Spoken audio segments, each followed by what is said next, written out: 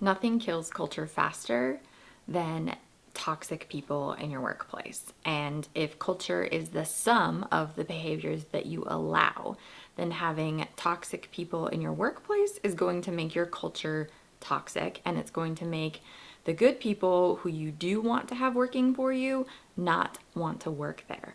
So, first, dealing with toxic people means knowing how to identify them. So I'm going to break down 8 different types of toxic people that can be affecting your workplace in a negative way. So the first toxic type of employee is the person who creates drama and instigates rumors. So this is a person that outside of their skill sets and capacity to do the job, they are the one who is gossiping. They are the one who is starting rumors that may or may not be true. And it is detracting from a positive and psychologically safe and encouraging open type of organization. And it is breeding mistrust, and it is breeding drama, and it is breeding chaos that does not need to take place within your organization.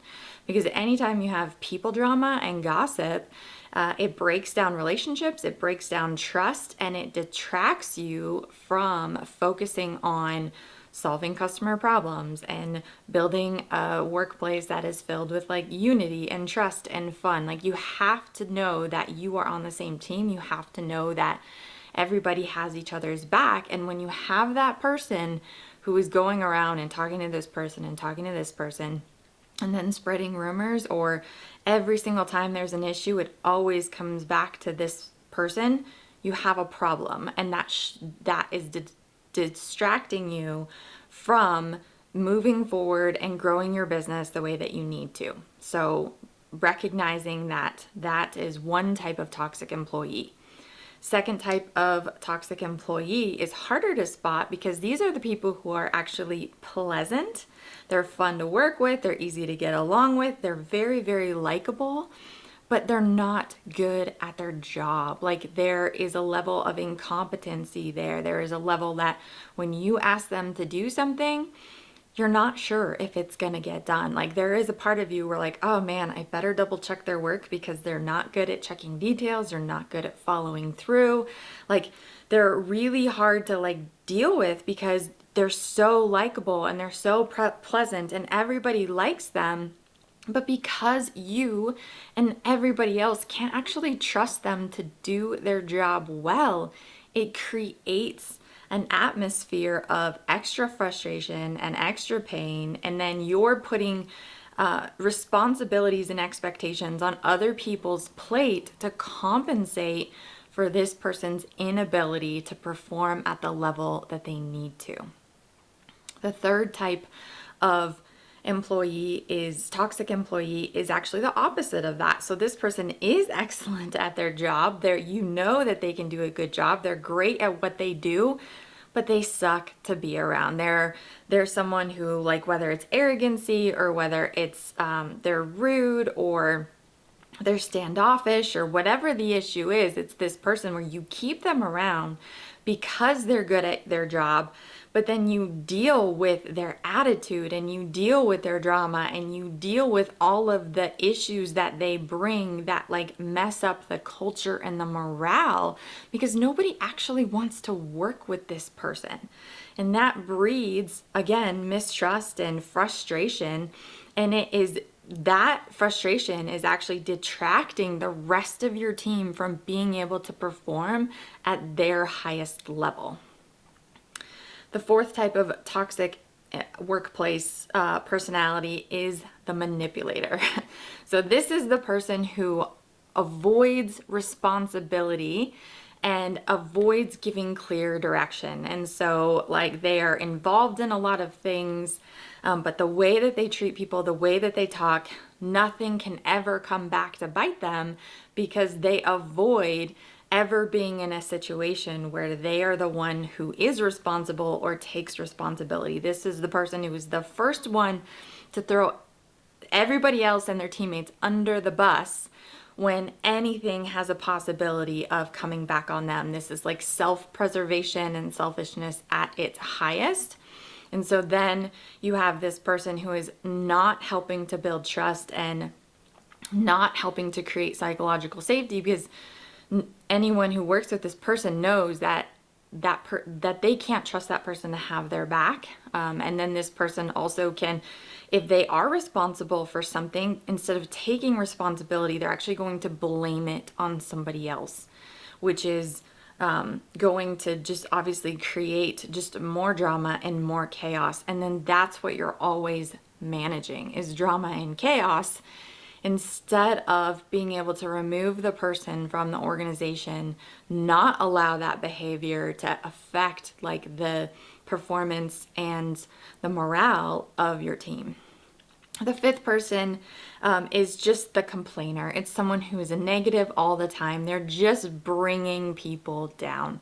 So this has nothing to do whether they're good at their job. They might be great at their job, but this person, their attitude is just, they show up and they're the Eeyore of the workplace, and getting them to have a good day takes extra effort. And it's probably one of those people who, like, when they're having a good day, they're like, oh, this person's great, so fun to be around.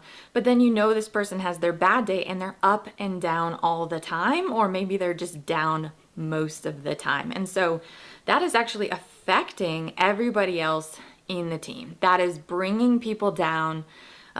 Whether you like recognize it or not, or want to admit it or not, it is detracting from performance and it is detracting from morale. The next person that you have is the person who is compliant and passive and afraid to speak up. So this person is going to go along with whatever is said, and they're not necessarily going to, like, if they have an opinion on something or if they recognize a problem, they're not going to speak up because they're too afraid of conflict, or they're too afraid of like something bad that might happen. So this is not like an obvious or easy to spot toxic workplace personality, but it's going to hurt, because if you have people who are doing the wrong thing, or there's a situation where there are issues that are happening, there are breakdowns in the process. If you have employees who are afraid to speak up or not willing to speak up, then that is hurting your company. It is hurting your organization, and it's going to something that you're going to have to pay the price and the consequences for later. And so that is just, it can be a dangerous situation, and not because this person is necessarily bad or even doing it because they're trying to hurt anything, but they are just so afraid to like stand up and say like, I'm sorry, but here is an issue and we need to address it. And so bad things could happen because of that. The next person that you want to watch out for in your organization is someone who's just mediocre and who shows up to do the job but does the bare minimum. Like, they do enough to just pass, they do enough to just get by, but they are not going above and beyond. They are not like giving their top like best performance.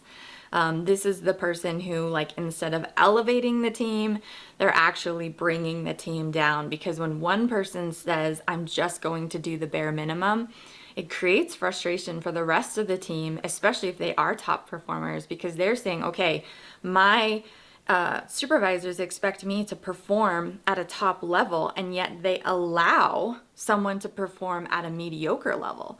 So that's a frustration there, that then like this person, especially if they're collaborating on a job together, this person wants to go above and beyond and, have a commitment to excellence. And this person is like, hey, this is just a job and I'm only here 8 to 5. And as soon as 5 o'clock hits, I'm done. Like, don't call me on the weekend. Don't ask anything more of me. And so it creates distrust and it creates frustration. And it's like, what is that standard? What is the standard that you hold your employees to?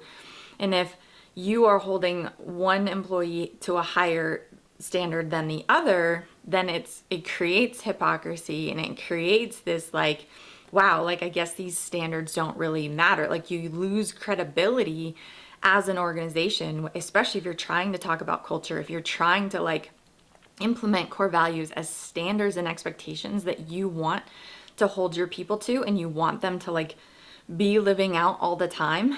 if you're not having any accountability to that, then you cut the legs out from underneath you by choosing not to address that situation.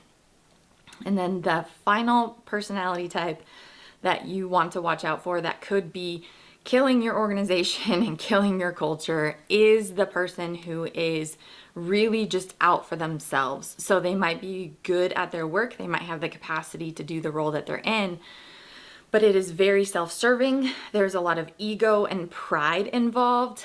They're driven by status and power.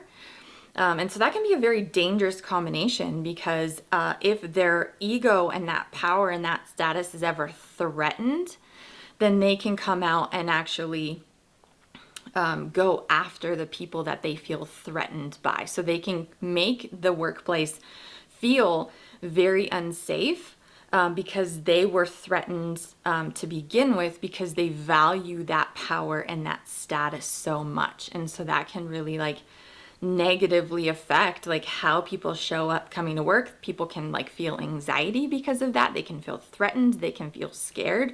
They definitely don't feel that safety and that trust and that vulnerability that you really need in order to have a high performing team that trusts each other and that is doing high quality work. So recognizing these different types of personalities, as if you're having people problems, why are you having people problems? Looking at a lens of what is really going on here, because people don't just show up and do work. You are dealing with personality profiles, you are dealing with insecurities, you are dealing with egos, you are dealing with power plays, you are dealing with the whole person. And that person, how they engage, their attitude, how they speak to each other, what they value, it affects your organization. I mean, I think as business owners, we want to just be able to compartmentalize it and be well, this is business and everything that happens outside of business, we're not going to worry about. But you have a whole person that shows up to work and works for you.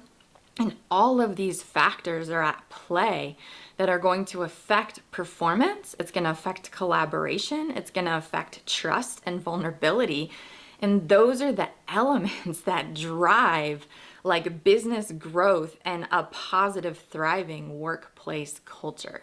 So if you have these types of people in your organization, know that you have a problem. Know that you have people problems and you have to address it. Otherwise, your business will suffer, your team will suffer, and your culture will suffer.